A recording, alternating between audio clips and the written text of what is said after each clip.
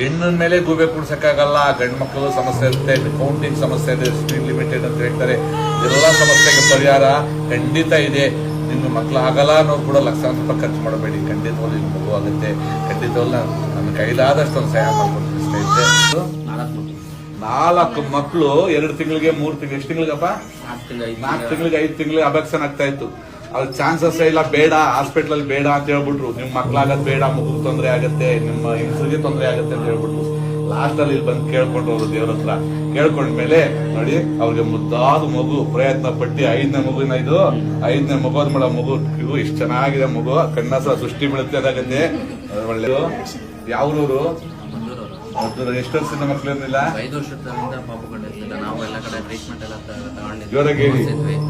ಎಲ್ಲ ಕಡೆ ತೋರಿಸಿದ್ವಿ, ಟ್ರೀಟ್ಮೆಂಟ್ ತಗೊಂಡಿದ್ವಿ. ಇವ್ರ ಮಗು ಆಯ್ತಾ, ಸಂತೋಷ ಆಯ್ತಾ, ಒಳ್ಳೇದಾಗ್ಲಿ. ಎಷ್ಟೋ ಖರ್ಚು ಮಾಡಿದ್ರಿ ಹಾಸ್ಪಿಟ್ಲ್